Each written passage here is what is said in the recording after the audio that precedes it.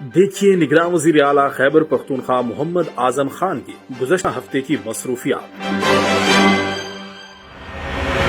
نگراں وزیر اعلیٰ خیبر پختونخوا محمد اعظم خان نے صوبے کے بعض مقامات پر مفت سرکاری آٹے کی تقسیم کے دوران بدنظمی کے نتیجے میں رونما ہونے والے چند ناخوشگوار واقعات کا سخت نوٹس لیتے ہوئے چیف سیکرٹری خیبر پختونخوا کو ہدایت کی ہے کہ صوبہ بھر میں مفت سرکاری آٹے کی تقسیم کے عمل کو منظم انداز میں چلانے کے لیے ضروری اقدامات اٹھائے جائیں۔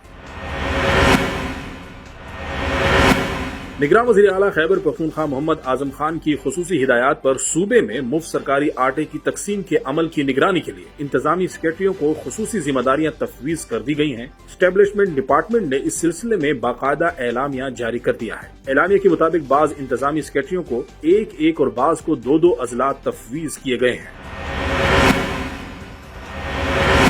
لکی مروت میں شہید ہونے والے ڈی ایس پی اقبال مومن کی نماز جنازہ پشاور پولیس لائنز میں ادا کر دی گئی۔ گورنر خیبر پختونخوا حاجی غلام علی، نگراں وزیر اعلیٰ محمد اعظم خان، چیف سیکرٹری ندیم اسلم چودھری اور آئی جی پی اختر حیات خان کے علاوہ دیگر سول و عسکری حکام کی بڑی تعداد نے نماز جنازہ میں شرکت کی۔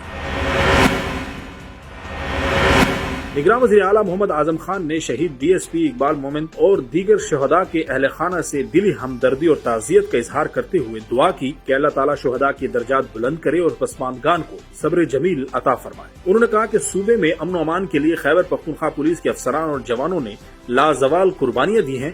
ہمیں پولیس کی ان قربانیوں پر بجا طور پر فخر ہے اور خیبر پختونخوا پولیس نے ہمیشہ جرأت اور بہادری کا مظاہرہ کیا ہے۔ نگراں وزیر اعلیٰ محمد اعظم خان نے کہا ہے کہ اس وقت پورے ملک کی طرح خیبر پختونخوا کو بھی مالی مشکلات کا سامنا ہے۔ صوبے کو درپیش مالی مشکلات کا معاملہ وفاق کے ساتھ اٹھایا گیا ہے۔ انہوں نے مزید کہا کہ دہشت گردی سے نمٹنے کے لیے خیبر پختونخوا پولیس کو مزید مالی وسائل اور افرادی قوت کی ضرورت ہے۔ وفاق سے بقایا جات کی ادائیگی ہو تو پولیس کی تمام ضروریات پوری کر دی جائیں گی اور وفاق نے اس سلسلے میں ہر ممکن تعاون کی یقین دہانی کرائی ہے۔